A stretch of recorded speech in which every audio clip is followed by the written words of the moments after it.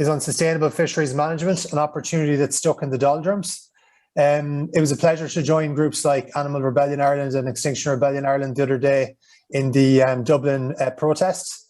I think this presentation, from my perspective, is an opportunity to engage with the membership of those groups and the broader public, and to kind of share ideas and to open up, kind of friendships and pathways for future collaboration. So that's the spirit I'm sharing it in, and hopefully we can talk about some future opportunities as well for collaboration in the question section as well. So a bit more about specifically about BirdWatch Ireland's marine work, and particularly give a tip to the cap to my colleagues who work in the conservation and seabird monitoring side of the organisation. BirdWatch Ireland has a dedicated team working across a lot of different projects. Some of the more famous conservation projects that we work on would include the Rockabill Tern project, which focuses on a rare species of tern called the roseate tern. The Kilcool Little Tern project, which, as the name suggests, focuses on little terns in Kilcool. And the Dalkey Island Tern project, where the main species of focus is Arctic terns. We also have monitoring projects like the Dublin Bay Birds project, which focuses on monitoring of gulls, terns, brent geese and waders in Dublin Bay. And then we have other monitoring projects like the National Seabird Census and the Irish Wetland Bird Survey, or IWEBS. We have another project which started recently enough called MARPAN, which is an Irish and UK cross-border collaboration working to develop tools for the monitoring and managing of marine protected areas. And then my own work focuses on policy, advocacy and research. And in recent years, I've mainly been focusing on the implementation of the Common Fisheries Policy, which I'll talk a good bit about today. And then also at the moment, I'm working to transition more towards advocating for ecosystem-based fisheries management and the designation and management of marine protected areas in Irish waters.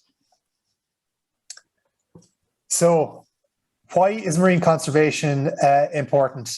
Well, Ireland may be a small island nation, but we're actually a mighty ocean state. Our ocean territory is about 10 times the landmass of our country. This comes with a great deal of responsibility. The Primordial Ocean is where life originated, and it's where all life to this day is still dependent on the ocean. The ocean regulates our climate, drives weather patterns and the global water cycle. It produces every second breath we take. It's essential to the global carbon cycle and is an essential carbon sink. And the ocean supports 90% of the habitable space on the planet. So a healthy ocean is essential to the well-being of the planet, human society and our economies. More specifically then, from BirdWatch Ireland's perspective, I think that the biodiversity crisis in the ocean, has been out of sight and out of mind. What goes on is very literally, it's beneath the waves. We can't see it a lot. We're heavily dependent on what we're told by marine scientists and the government and the media. And some of that messaging is often open to influence, and particularly by, invested industry. So to just touch on some of the issues within the sea from a species perspective, if we look at seabirds, of Ireland's 24 seabird species, 19 are amber listed, birds of medium conservation concern, 4 are red listed, high conservation concern, and those species are kittiwake, puffin, razorbill and Leach's storm petrel. And out of all those species, only 1 is green listed. So those are shocking stats showing the seriousness of the biodiversity crisis. Then looking at sharks and rays, we have 5 shark and ray species around our coast which are considered endangered, and a further 6 that are critically endangered. So even just looking at these 2 groups and considering that these are predators that eat on fish and other species, they're high up in the food web. They're the canaries in the coal mine. They're kind of indicative of the health of our marine ecosystems and our marine food webs. So we see these groups in such bad state. It's a real, it's an alarm to us all really that the crisis is very serious, that we need to take action. And as a conservation organisation, BirdWatch Ireland just wouldn't be at the races if we weren't working on marine conservation. So then looking at the specific drivers of that crisis, overfishing and unsustainable fishing practices is still the main issue globally, followed by climate change and then also marine pollution. When we're looking at the impacts, they can be divided roughly up into direct impacts of fishing and indirect impacts. The direct effects of fishing would include things like direct impacts on target species. So these are species like cod, which, as you know, historically has been overfished. So a fisher will go out, target that population, and can overfish it to the point of collapse in extremes. So that's an example of a direct impact. Another one is the impacts of bycatch. So this is both bycatch of fish species, which could be commercially valuable, or it could be bycatch of other marine species like seabirds, whales and dolphins, and marine turtles. Other impacts are the direct impacts of physical disturbance. Probably the one you'd be most familiar with would be the impacts of bottom trawling. So effectively, when someone is trawling the seabed, trying to capture things like scallops or nephrops, that basically there's a huge amount of destruction to seabed habitat, which again is knock-on impacts on nursery grounds for fisheries and also bycatch species as well. Then there's indirect impacts of fishing, which include things like ghost fishing. This is when fishing gear is cut loose and it continues to capture species and kill species. And other things like trophic cascade effect, which is one of the most pervasive effects. So effectively, this is when we target species, mainly fish species within the marine food web. We remove them, and then by removing part of that thread of the web of life, we have sometimes unforeseen consequences on the entire marine ecosystem. So I suppose, like on land, we'd be familiar that the industrialization of agriculture has had broad effects on marine biodiversity and reduced the space for nature in our environment. In the same way, in the industrialization of fisheries and also short-sighted policies have driven this biodiversity crisis in our seas. So traditionally, the fishing sector would have been typified by its small scale. It would have mainly been focused on the inshore waters, and it would have been diverse and seasonal. So you would have had fishers doing some potting for lobster and crab. You would have had fishers focusing on demersal species. So these are whitefish that we'd be familiar, like cod, whiting and other species like that. And also some pelagic fisheries. So particularly shoals of mackerel and herring that come around our coast at different times of the year, and also shellfish species. So it's a very diverse and of a small scale, and it was considered sustainable for generations and generations. Post-industrialization, we see the volume and the value of catches being dominated both in the offshore sector and the inshore sector by a smaller number of vessels. These are large pelagic trawlers, heavily subsidized and funded by the Exchequer back in the day. And basically what we've seen as well, when they've dominated the power and the value of landings, they'll also have come to dominate power as well politically. So we've actually seen a kind of concentration of power within a small number of fisheries producer organizations that represent only a minority of the fishers still fishing to this day around the coast. I think an example that typifies kind of this movement from small scale to large scale would have been the construction of the Atlantic Dawn back in 2000. At the time, it was the largest super trawler in the world and accounted for 1/3 of the entire country's fishing capacity. Of course, this was massively controversial then as time went on, and the boat has gone through various guises. It's been banned from different territories over different times. At one point, it was fishing off Western Africa. At the moment, it's registered as a Dutch vessel called the Annelies Elena, and it continues to fish sporadically off the Irish coast, and every time it enters our waters, there's a lot of coverage in the papers, but a lot of people don't realise there was actually an Irish vessel originally. So by no means are we blameless in the development of this super trawler culture. Looking more specifically then on the impacts of commercial fish stocks, I've got a couple of graphs here produced by the Marine Institute and ICES. The one on the left is a graph of fish landings in the Irish Sea, so both finfish and crustacean and shellfish. So you can see over time, as the industrialization of fishing took place, the volume of landings increased up until the 1970s. Then there was a collapse in the fish being caught as those populations collapsed. This was replaced then, you can see in purple, the landings of shellfish going up. So effectively what you're seeing here is that commercial fisheries for those traditional species no longer became viable, and people were forced to focus more and more on more poorly regulated shellfish stocks, which themselves are vulnerable, of course, to collapse. In the middle, you'll see some of the figures for the difference in landings between 1917 and 2017, which make for some shocking reading. Irish sea cod has declined by 97%, whiting by 88%, haddock 59, plaice 95, sole 93. And at the same time, then there's been, you can see the dependence in the small number of shellfish stocks, and particularly economically, a dependence on nephrops in the Irish Sea has increased over that same period. Two of the greatest examples of overfishing, not only in Ireland but in the entire EU, would be stocks like Irish sea cod and Irish sea whiting. And you can see their population graphs there on the right, and you can see how they've collapsed over time, and are still flatlining to this day. So, of course, this ecological collapse has knock-on socioeconomic impacts. It goes without saying that the fishing community is dependent on the sustainability of fisheries and on wildlife populations, and that when those populations collapse, then that has an economic collapse as well.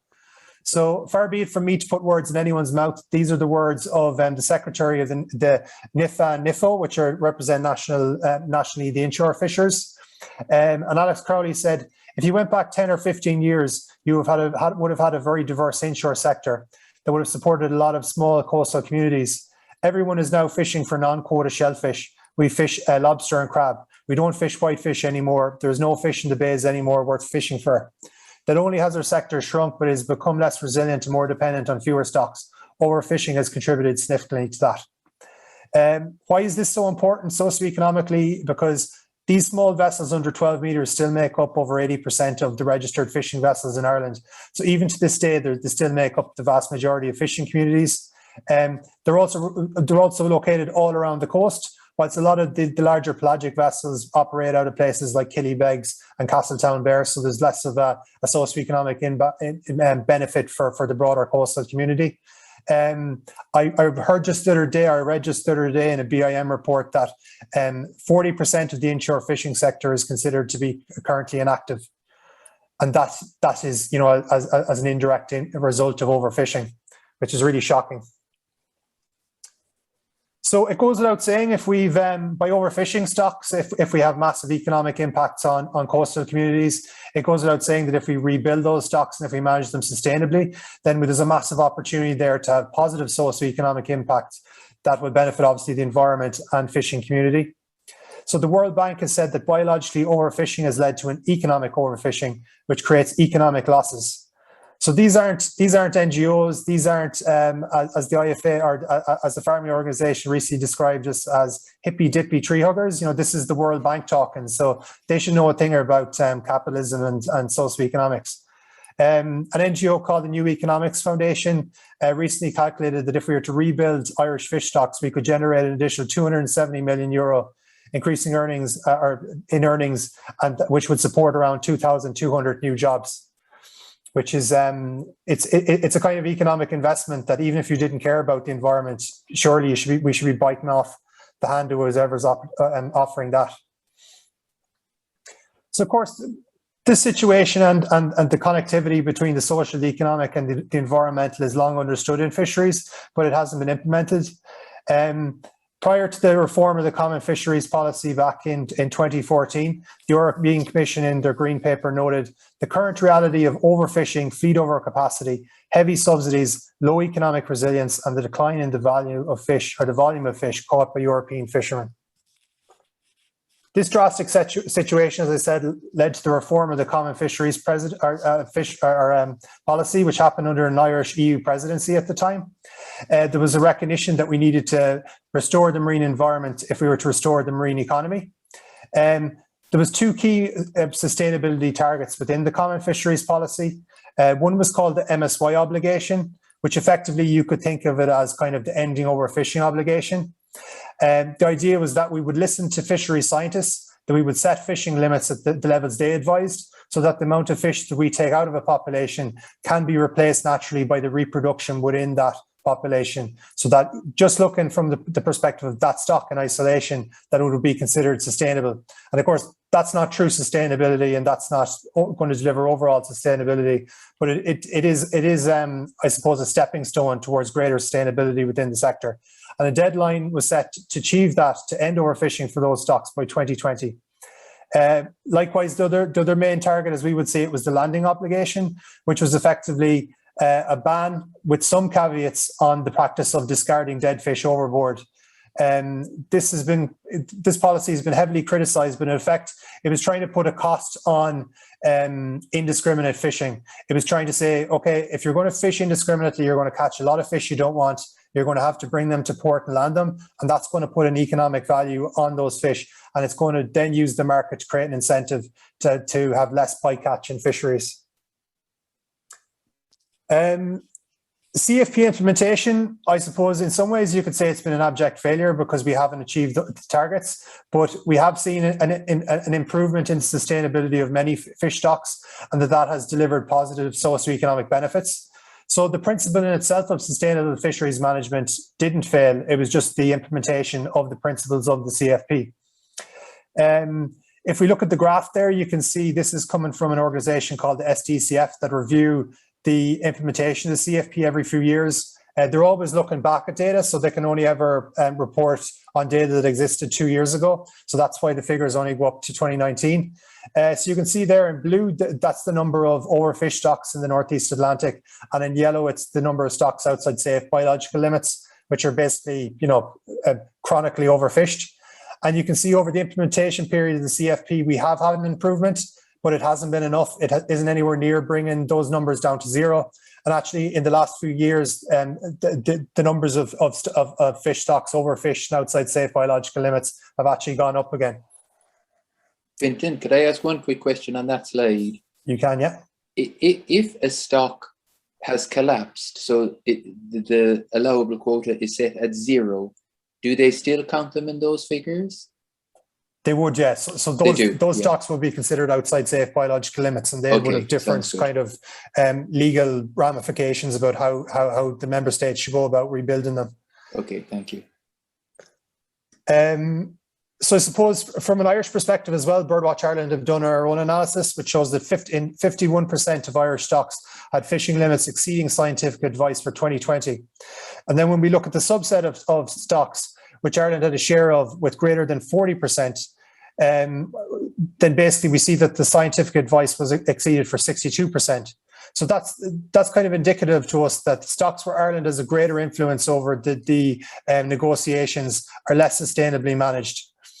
And then that's also reflected in the fact that if we look at the stocks that are critically overfished, which James mentioned there, there's 8 stocks in 2021 that Ireland has that have zero catch advice.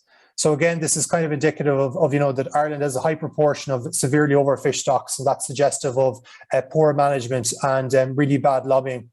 If you look at zero advice stocks, ones that have collapsed, you're looking at stocks like Celtic sea cod, Celtic sea herring.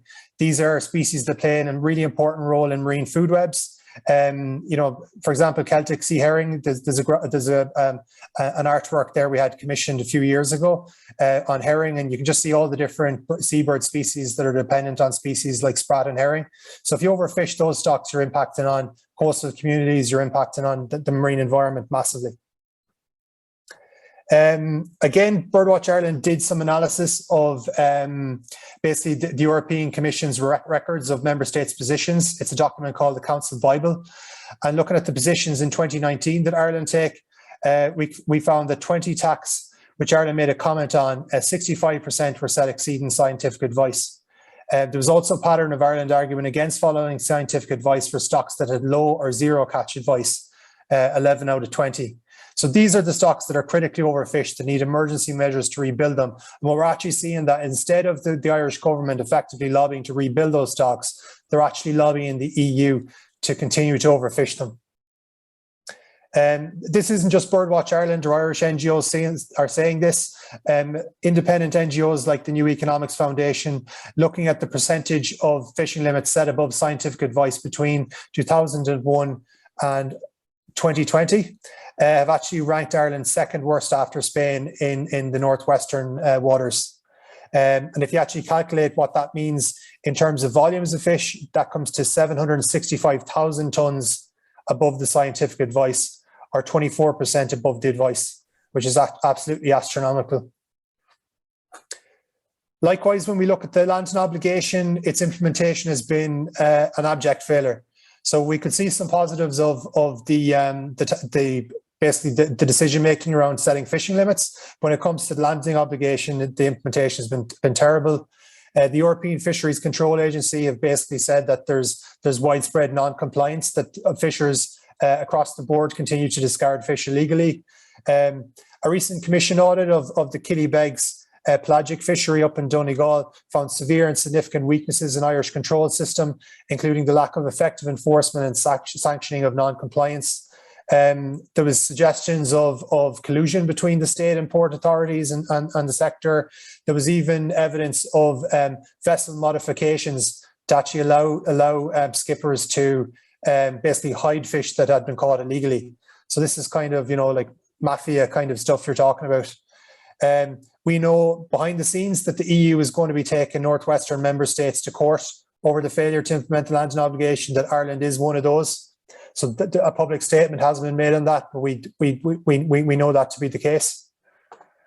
And I suppose, having worked on CFP implementation for many years, I suppose I could say that, basically the failure of implementation, it wasn't really a failure of science. It wasn't a failure of advocacy on our part. It was a failure of political decision making. While the policies changed and a lot of the narratives changed, the actual nuts and bolts of setting fishing limits didn't change.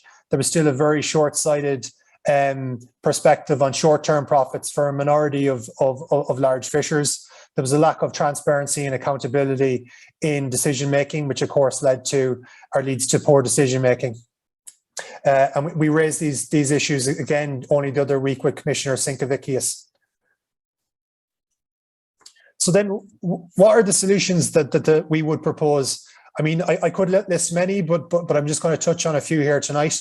A lot of it isn't rocket science; it's just sustainable fishery science. And an obvious one is to set sustainable fishing limits. We have some excellent fishery scientists in Ireland and in the EU and internationally. One of the issues with fishery science is that the scientists will answer the question that the politicians or the client ask them to answer, and often that the politicians will ask them very leading questions or questions that they want to hear the answer to, and they won't ask questions that they don't want to hear the answer to. So that's the main issue that I would have with fishery science. It wouldn't actually be around the fishery science itself, which I think is often very clear about when we need to rebuild stocks and what we need to do to achieve that.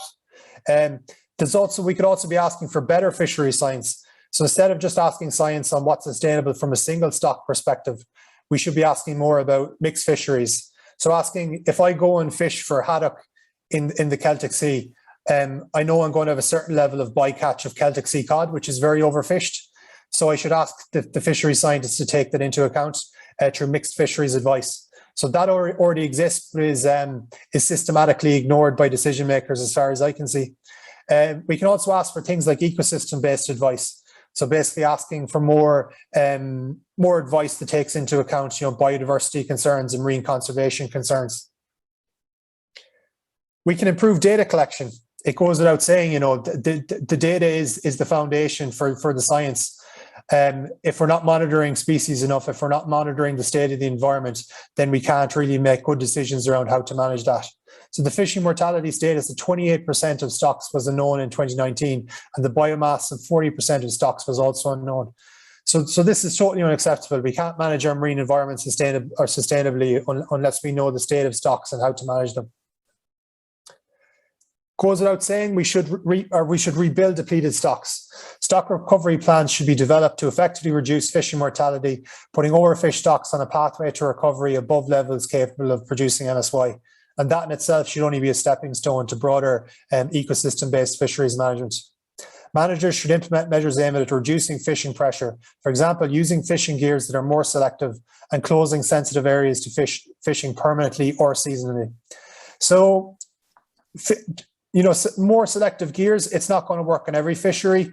And the reality is, if you go into some fisheries, the fish behave so similarly that if you basically go out and fish in those areas with certain type of gear, you're going to catch your cod, you're going to catch your whiting, you're going to catch your haddock all together.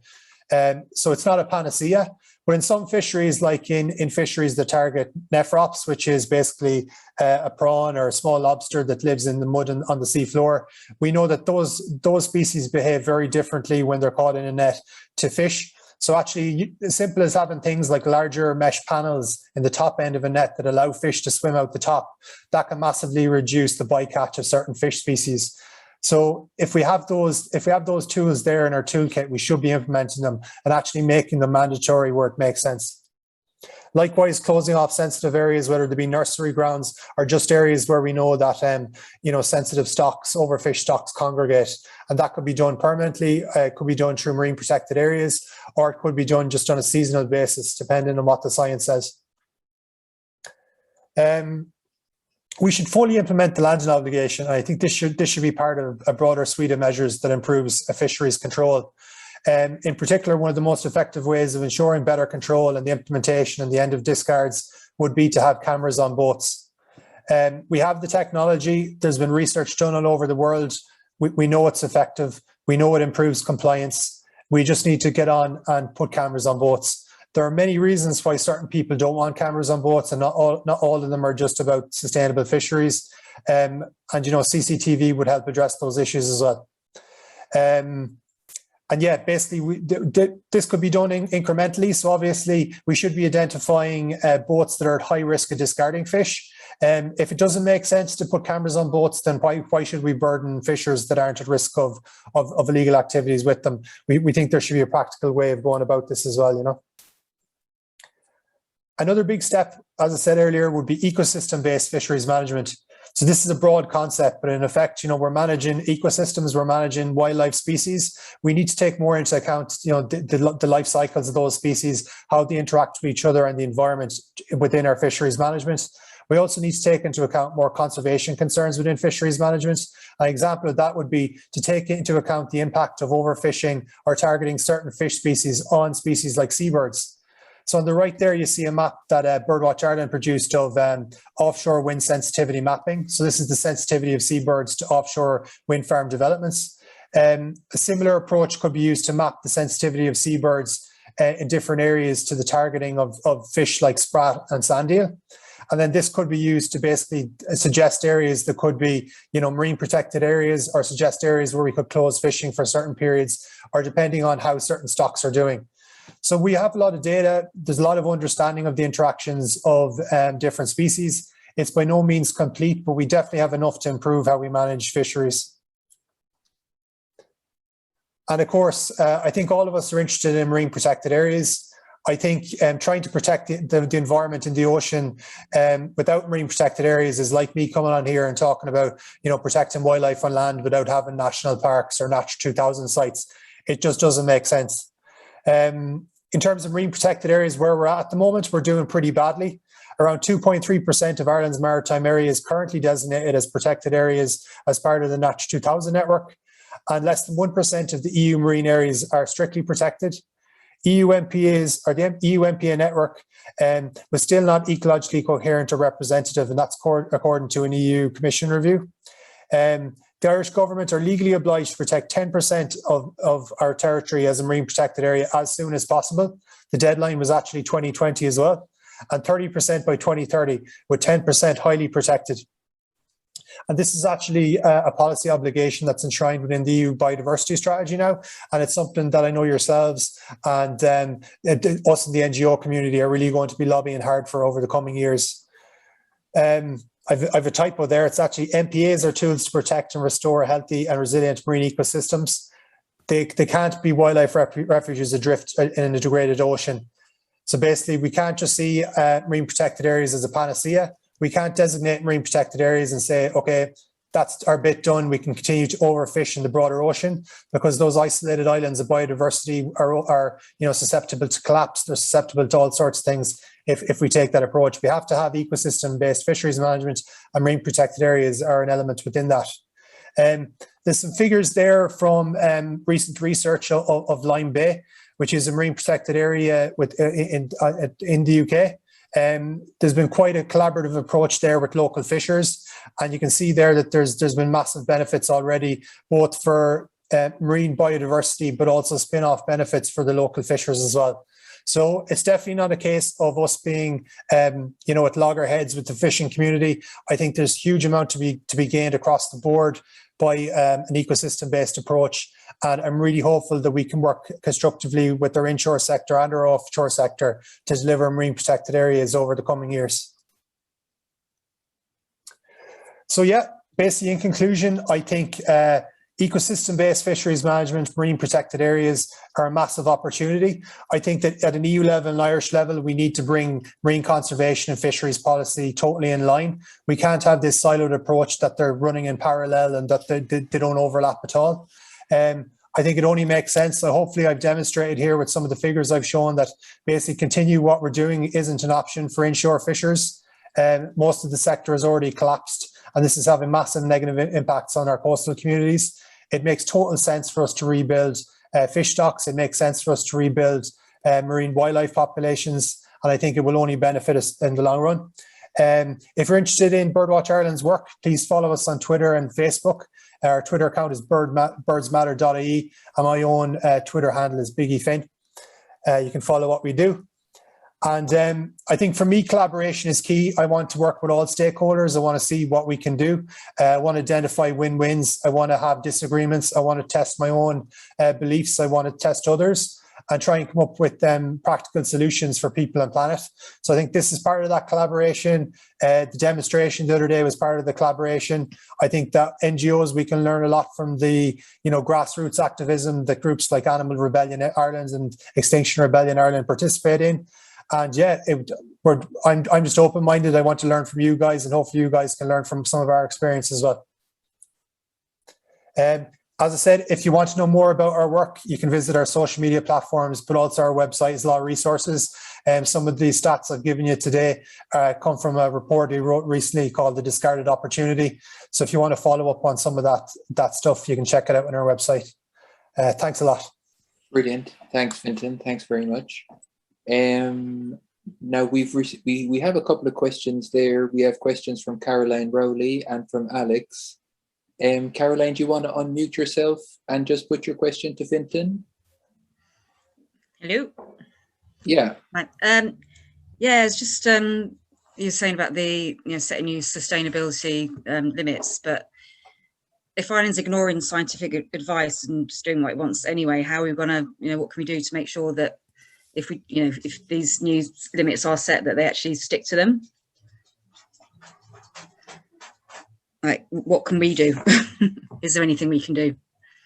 Yeah, it's an excellent question, because as you've seen, we've been working on this for years, and through our advocacy, you kind of feel like you've achieved things because you get certain things enshrined in law, but then you work on it for years to see these things implemented, and at the end of the day, the powers that be move the goalposts, or they just effectively agree not to implement things. So it really is, the question is how do we actually get this stuff implemented? And there basically are no easy answers. We have to continue to work together to increase awareness. I think a massive issue within Ireland is that there's a dominant narrative, basically that the EU took all our fish, and that's the only thing we should be focusing on. And I'm not going to say that there isn't elements of truth to basically some of the grievances that the fishing community would have around that. But I think we need to have a much broader conversation about our own failures in fisheries management and the negative role we've played, not only at advocating for disastrous policies here, but also at an EU level. We've been one of the worst in class, and that's had knocked on impacts on EU positions. So I think all we can do really is work together, create awareness, and put decision makers under pressure. They definitely feel the pressure, They really do. If we can get stuff in the media, like the demonstration did the other day, it challenges them. It makes it more difficult for them to come up with the same old kind of spiel, So I think that's all we can do, is continue to advocate, continue to raise awareness, continue to highlight the facts. We are the ones in the right, and we should be proud of that, and we should continue to shout it from the rooftop, Okay. Thanks, Fintan. Alex from Sea Shepherd. Alex, if you wanted, you could just say a few words about the work that Sea Shepherd are doing in Ireland as well. Hello. So yeah, my name is Alex. I'm one of the directors of Sea Shepherd Ireland, the chapter.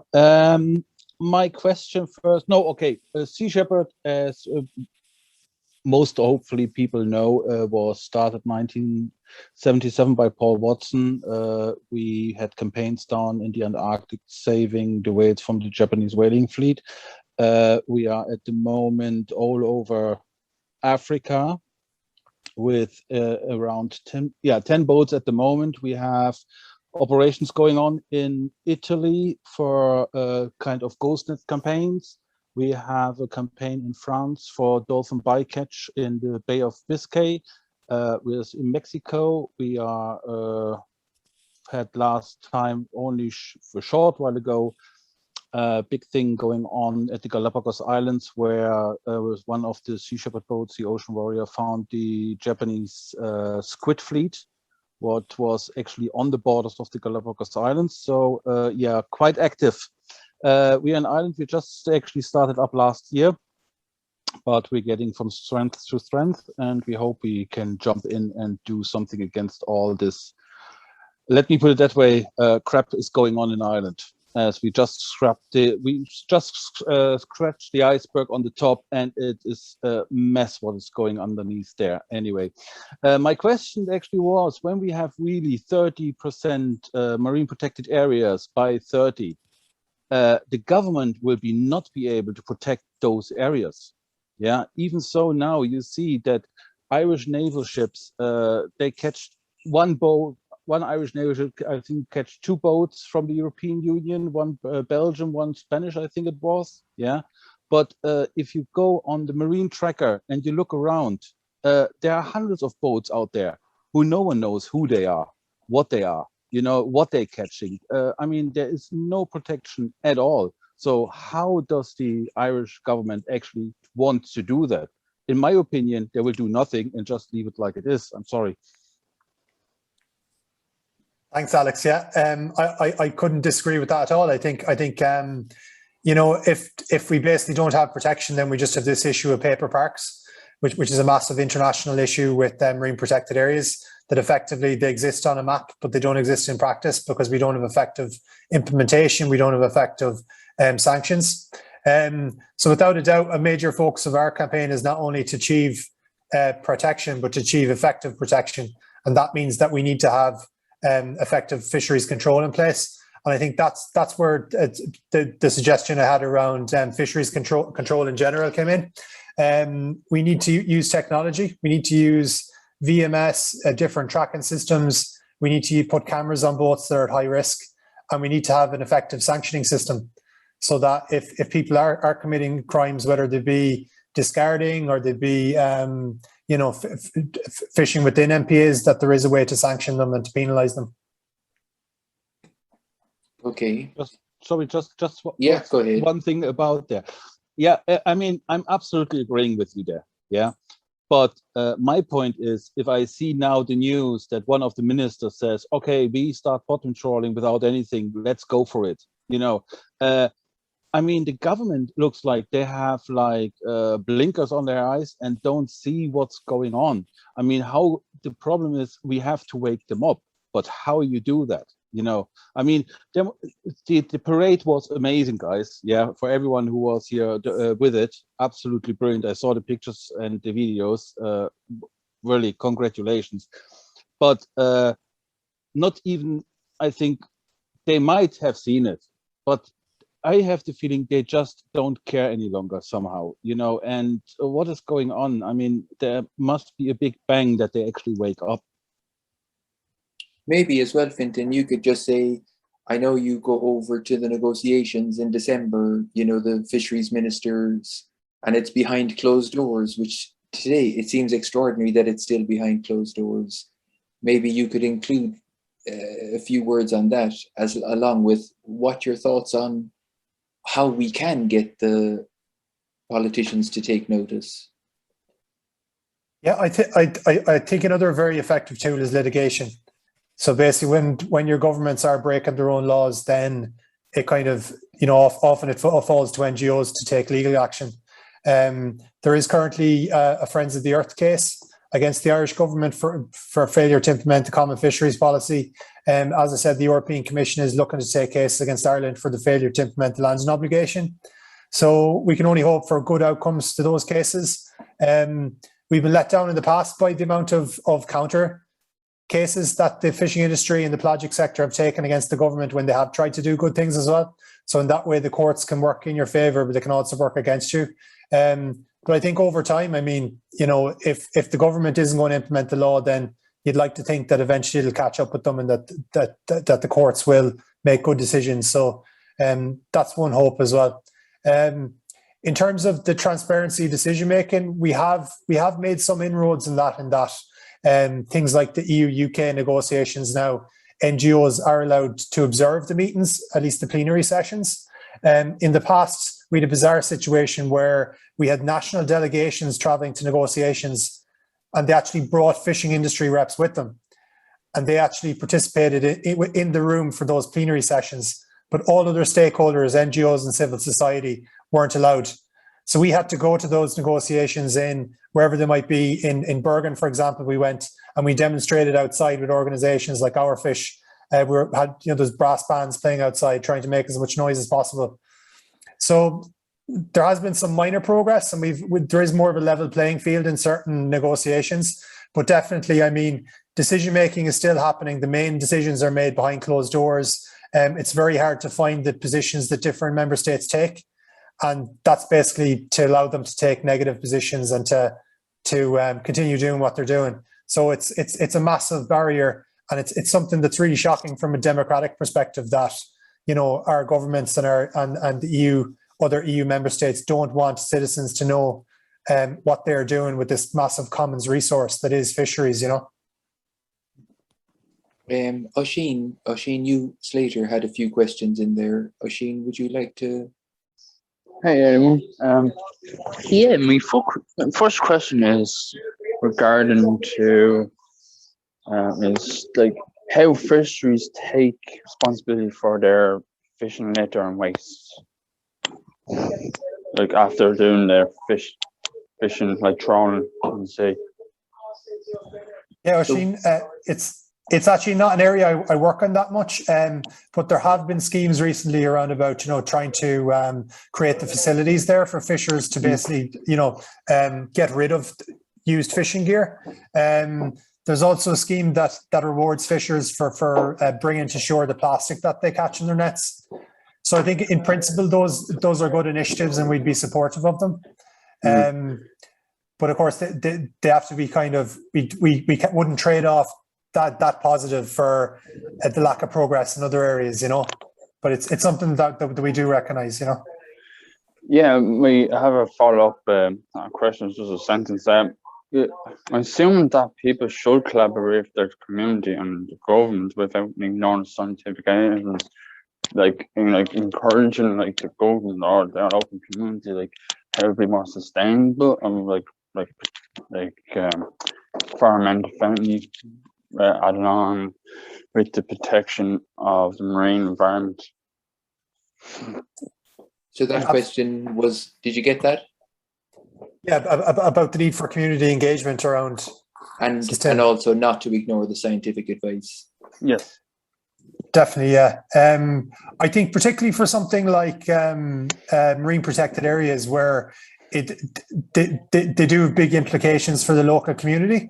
I think there has to be, you know, grassroots engagement. I think those communities have to be empowered to be the custodians of those sites. We can't have designation as something that's imposed on communities. We have to have it seen as something that's a benefit to communities. And if those communities are saying, you know, for example, we're concerned that in the short term there's going to be a negative impact here of reduced fishing opportunities, I think the government have to work and use the funds that are available at an EU level to try and offset those. Because in the long run, it's going to benefit everyone, but it's just about getting over that initial hump.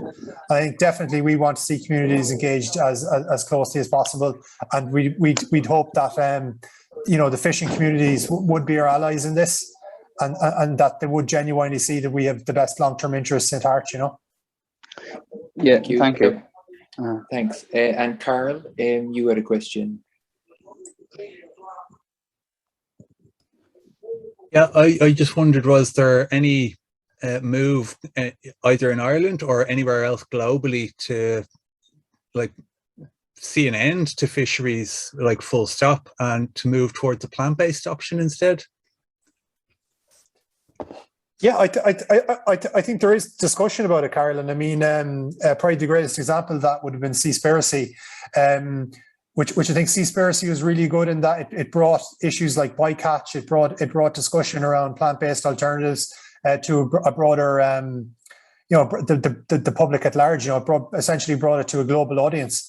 I think, of course, without a doubt, there's probably benefits from reducing fish consumption. I think, when I challenge myself to answer some of the difficult questions that were asked of NGOs within Seaspiracy, I think that there are questions that are hard to answer for some people. For example, it's very hard for me to identify fisheries that I can say are totally sustainable, because even fisheries that are sustainable from the perspective that they're not overfishing the stock they're trying to target. There can be issues with bycatch, as I said. There can be issues with impacts on habitats and stuff like that. So we do have a long way to go, I think, before we can get to a situation where we say that, fisheries are totally sustainable. But for me, I think if I kind of advocate for plants-based, or if I advocate for closing fisheries completely, then I'm missing the opportunity to engage with fishers and to try and progress make those incremental improvements over time. And I think for me, where I'm at the moment, I really want to see us identify win-wins and implement them. I think if there are benefits to dietary shift, whether it's on land or sea, I think those should be explored, and I commend people who make that personal choice for themselves. But I think for me as an advocate, I have to speak to basically the whole population as it is at the moment. And I want to be open-minded, and I want people to challenge me and to challenge BirdWatch Ireland's positions on this. I think it's going to be an ongoing conversation, but I think just for us at the moment, our focus is trying to improve fisheries management as it is, as opposed to kind of saying that we want to move away from fisheries altogether. Thanks. Fintan, then on prime time, there's been, and in the media, there's been, letters written by UN special rapporteurs about, it sounds extreme, but about human trafficking in the Irish fishing industry and also Scottish fishing industry. Have BirdWatch have any information on that, or have you explored that a little bit? You've heard of that? Yeah, we've heard of it. So I would have seen some of the reports that you're probably talking to. I've seen the articles. I've seen the work Ellen McSweeney did originally in the Guardian highlighting the issue. There's no doubt it's a massive issue. There's one large fisheries producer organisation actually had someone speaking for them at one of the recent demonstrations, and that person had only recently their vessel went down off the Irish coast. There was an issue with a fire, and when the coastal authorities went to help the crew, it was actually found that a lot of the people working on that vessel weren't registered. So that's kind of suggestive to me that there's a very serious issue within the sector when the sector itself or an influential segment within it is choosing a person like that to be their spokesperson. It's not something that I've advocated that strongly on, just because there's kind of so much for us to speak to already. Like even within this presentation, I've left out like probably 60% of what we would work on. So to go to like I've always tried to do the socio-economic side and take that side into account. And I think to throw in as well then the issues with workers' rights, I think is maybe it's another job in itself. What I would say is that, like I said about CCTV on boats, I was kind of hinting at issues with workers' rights. I think if we do have better fisheries control and if we do have better regulation of the sector, I think that will in itself probably open up doors to better regulation of workers' rights and all that kind of stuff. So if we get a camera on board, it's gonna it's a tool to highlight a lot of things. So there's just a couple of other short questions from Lewis Heath. Do you want to ask a question there? Yeah, no, I was just wondering about the satellite tracking, because I know you can get an app which tracks all shipping around the world quite accurately, and it seems in this day and age that if every fishing boat had a tracker, that you could actually see whether it was trawling or not. you know, by the speed it was going and the direction and that, and an alarm could go off. Like that seems quite feasible to me in this day and age, you know, and that combined with your cameras, like it seems doable, you know. Absolutely, like that's a perfect example you've given. Is that you know, obviously a vessel that's traveling at a slower speed, or a vessel that's trawling is going to be moving at a slower speed than a vessel that's commuting to fishing grounds. So just by looking at the speed that a vessel is going at, it's suggestive of fishing activity. And that was actually, the Marine Institute tried to use that recently in a court case against a vessel that was fishing for net crops off the Porcupine Bank. And they claimed that they weren't fishing. And the Marine Institute basically said, well, you know, we have your tracking data and we can see that, you know, that this suggests to us you were fishing. So that's, in a kind of roundabout way, they've already tried to do that. If you look at an organization, an NGO like Global Fisheries Watch, they're already using data like that, using satellite data to kind of track fishing activity, to kind of use it to highlight different environmental issues. So I think if we're looking at, if an NGO can use publicly available data to track vessels, then it goes without saying that governments in the EU could do the same. So the technology is there. It's just all about the political will to actually use it properly, you know. Can I just say something else? Yeah.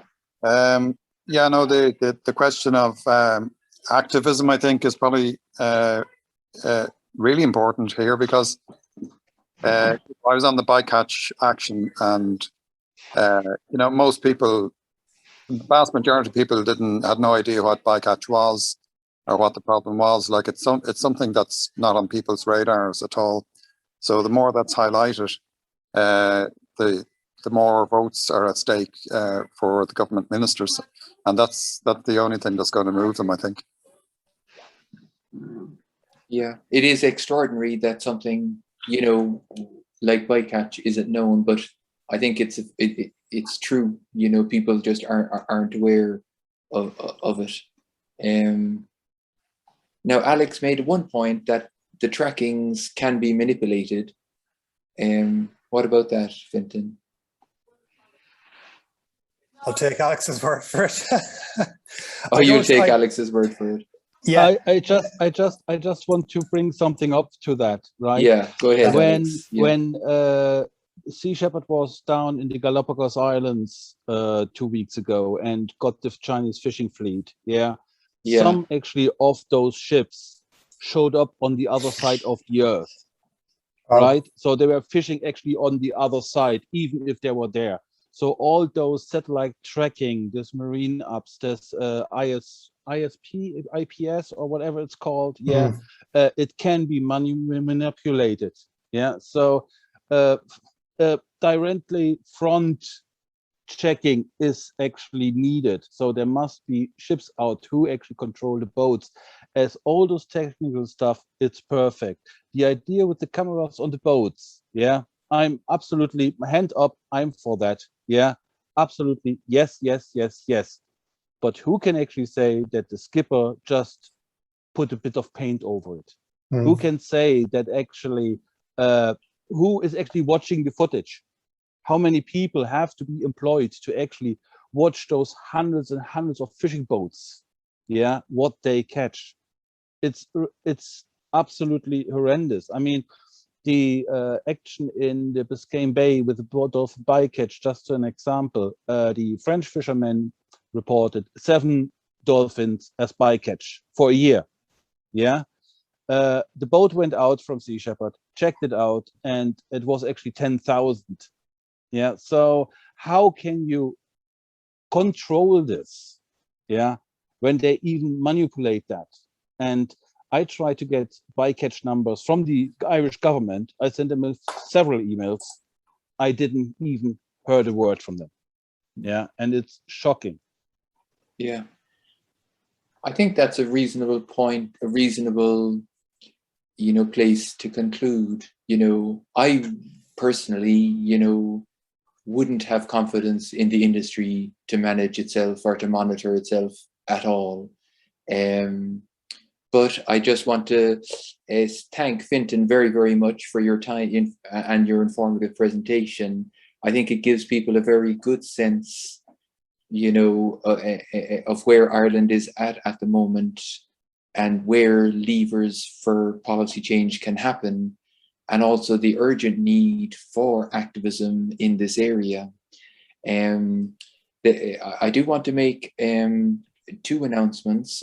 I'll make one announcement, and maybe Caroline, I'm going to call on you to make the announcement about the event you're organizing. The first announcement is on Saturday, November 6th at the Garden of Remembrance in Dublin. There's a March for Climate Justice organized by COP26 Coalition. It's also being supported by Animal Rebellion. And then, Caroline, do you want to say about your organizing event against the just mind-boggling plan to fly pigs to China? Do you want to say something about that, Caroline? Yeah, thanks. So next Tuesday, the 19th of October, we're holding a live export protest in Dublin. So it'll be outside Leinster House, outside the door at 12 o'clock, 12 till 3. Yeah, I mean, it's against live export, but it has been triggered by this preposterous, absurd decision to fly pigs to China for breeding, which is just absolutely ludicrous. Oh my God. You know, it's just 12-hour flight, and then what's going to happen to them when they get there? Yeah, so if anyone could come along, that'd be great. So. Okay, very good. And just again, you know, if you're looking for information about the MPAs, you know, on BirdWatch Ireland, that report, you'll also find further information, and also on the Irish Wildlife Trust website. So thanks very much, Fintan. Appreciate your time, and thanks to everybody else. Tracy's Wi-Fi was a little. Tracy, are you there? Yeah, sort of. Yeah, I'm afraid to even say a word because every time I do it cuts out, but I'm okay. I'm just really appreciative of everyone who came out, and especially to Fintan for coming. And I hope you will join us for those two events that James and Caroline just mentioned. We're working hard on organizing things like this, but we really need support of everyone. So please and also to say to Alex at Sea Shepherd, you know, Animal Rebellion would love to, you know, here, you know, get in touch and speak to you and see how we can cooperate and support, you know, the huge experience that Sea Shepherd has built up over the years in ocean protection. Okay, folks, thanks a million to everybody. And Fintan, thanks again for your time. Thank you. Thanks everyone. Yeah. Thanks for showing an interest in my niche concerns, it seems. It's always good to talk with people that have an interest in these issues. Yeah. Thanks Thank for you, your work. everybody. Have a good evening. Right, guys, take care. Thanks. Yeah. Bye. Bye.